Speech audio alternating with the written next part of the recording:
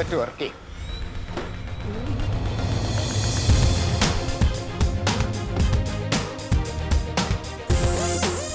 Surendran മുതലാളിയും bullet work ചെയ്യും. ശരിയാവില്ല. അതെ സംഘം ഇത് ഞാനിവിടെ ഉണ്ടെന്ന് ആര് ചോദിച്ചാൽ ഇല്ലെന്ന് പറഞ്ഞാൽ മതി. ഞാനിവിടെ ഉണ്ടെന്ന് ആര് ചോദിച്ചാൽ ഇല്ലാന്ന് പറഞ്ഞാൽ മതി. അതെ ഇയാൾ എങ്ങനെയാണ് ഞാനിവിടെ വന്ന കാര്യം? ഓ അവൻ പറഞ്ഞിട്ടുണ്ടാവും. അവനിവിടെ നമ്മൾ വന്നത് ഇഷ്ടപ്പെട്ടിട്ടില്ല. നിന്റെ ആങ്ങളൊക്കെ അല്ലാതെ വേറെ ആർക്ക്?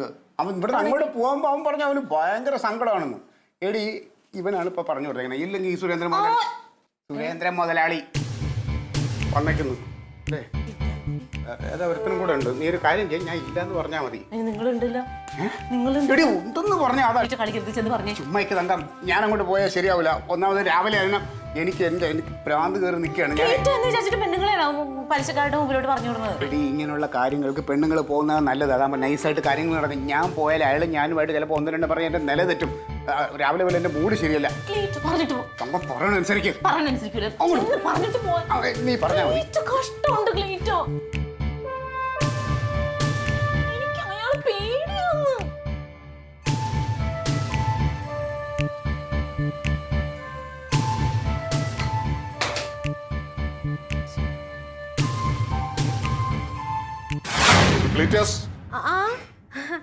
അയ്യോ സുരേന്ദ്രൻ ഞങ്ങള് ഇപ്പോ പാലായിന്ന് വന്നതേ ഉള്ളേ. ഇപ്പോ അപ്പൊ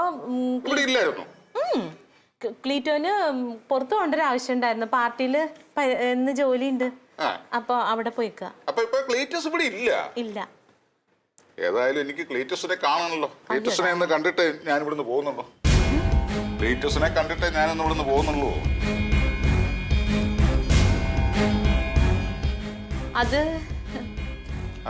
അതിനൊരു കുഴപ്പമുണ്ട്. എന്ത് കുഴപ്പം?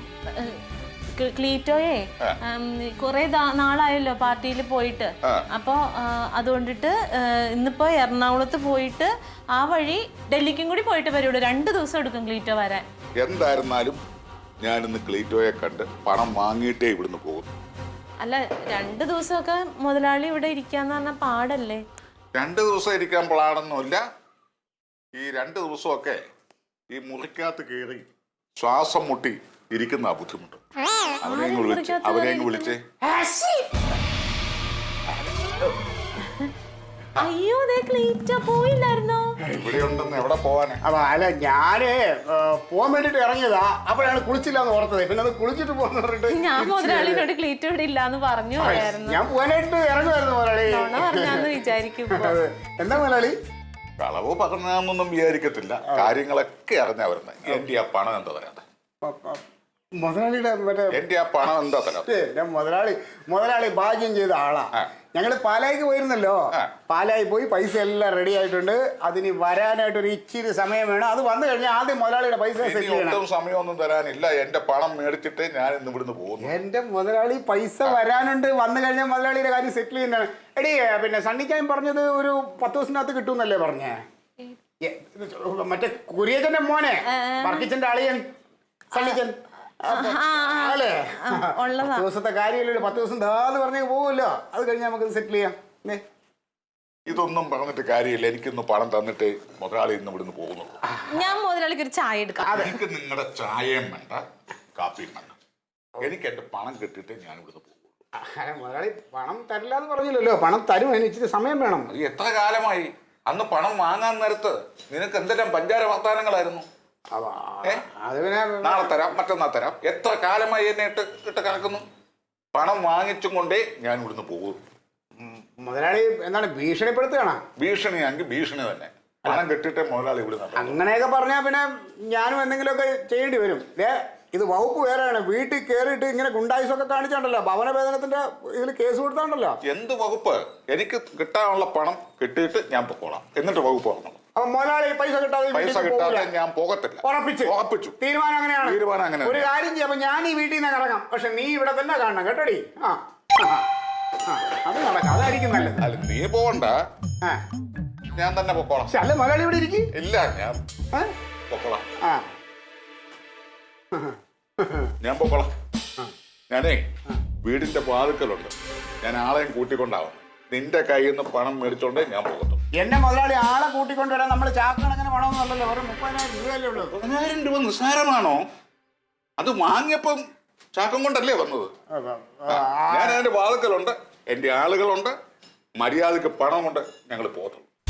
അളിയനെ തല്ലിക്കൊന്ന് ചാക്കിൽ കെട്ടി കട്ടിനടിയിൽ വെച്ചു. ദുർഗന്ധം വമിച്ചപ്പോഴാണ് കട്ടിനടിയിൽ നോക്കിയത്. ആരാണ്ട് അളിയനെ തല്ലിക്കൊന്ന് ചാക്കി കെട്ടി വെച്ചിട്ടുണ്ട്. എങ്ങനെ കൊല്ലായിരിക്കും പോണാ? തനക്കിത് പെണ്ണുങ്ങളാരാണ്ടല്ലേ വിളിക്കണം? പെണ്ണുങ്ങളാ? എന്താണ് കഴിക്കണം? പെണ്ണുങ്ങളാ? ആ പെങ്ങളാണോ പൊട്ട? ആ തങ്കോളാ. ആ പെങ്ങളാ. ആ എന്താകാം? എന്തെന്ന്? അപ്പൊ എന്താ ക്ലീറ്റസ് പൈസ കൊടുത്തിട്ടില്ലേ? ഈ കടം വാങ്ങിച്ച പൈസ പിന്നെ തിരിച്ചു കൊടുക്കാൻ തത്ര വലിയ പാട്. ഇപ്പൊ അയാള് വീട്ടിലിരിക്കുക. ഇപ്പൊ ഞാൻ വന്നിട്ട് എന്ത് ചെയ്യാനാണ്? എനിക്ക് വയ്യട്ടെ. എന്തൊക്കെ കാര്യങ്ങളാണ് നീ?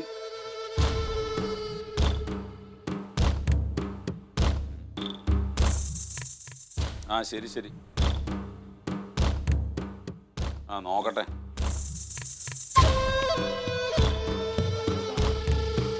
അതെ, ആ സുരേന്ദ്രൻ മുതലാളിയുടെ കയ്യിൽ നിന്ന് ഇപ്പം പൈസ വാങ്ങിച്ചിട്ടുണ്ട് ക്ലീറ്റസ്. ഇപ്പൊ ആ പൈസ തിരിച്ചു കൊടുത്തിട്ടില്ല. അയാൾ ആ പൈസ ചോദിച്ചത് വീടിന്റെ മുമ്പിൽ അവിടെ കുത്തിരിക്കുകയാണ്. ഇവൻ വന്നെന്ന് അറിഞ്ഞിട്ട് അയാൾ വന്നേക്കായിരിക്കുള്ളൂ. ഇത് ഇത്തിരി പ്രശ്നമാവട്ടെ. അയാൾ എപ്പോഴും എന്നെ കാണുമ്പോൾ അന്വേഷിക്കും വന്നാന്ന്. അല്ല, ഈ പൈസ വാങ്ങിച്ചു കഴിഞ്ഞ് ഈ പൊട്ടണത് കൊടുത്താൽ എന്താ കുഴപ്പമില്ല? എപ്പോഴേലും കുറേശ്ശേലും കൊടുത്തൂടെ? അത് അവന് പാടില്ലല്ലോ. അത് അവനത് ശീലമില്ല, കൊടുക്കൂല മേടിച്ച. ഇപ്പൊ അയാൾ ആ പൈസ വാങ്ങിച്ചിട്ടേ പോകുന്നു പറഞ്ഞിട്ട് കുത്തിരിക്കാന്നാ പറയണത്. എന്നോട് അങ്ങോട്ടിയല്ല. ആ നീ അങ്ങാടി എന്നാ നീ കൊടുക്കേണ്ടി വരും. അവൻ അവിടെ നിന്ന് കൊടുക്കാനാണ്. ഈ ക്ലീറ്റസ് വന്നാൽ നീ ഒരു പണി. എനിക്ക് വണ്ടിയിൽ ഫുൾ ടാങ്ക് പെട്രോൾ അടിച്ച് അതാട്ടാ. എവിടെയൊക്കെ പോകേണ്ടി വരുന്നതെന്ന് എനിക്കും കൂടി അറിയാൻ പാടില്ല. ബാബാ എടുക്കുന്ന വണ്ടി എടുത്തേ.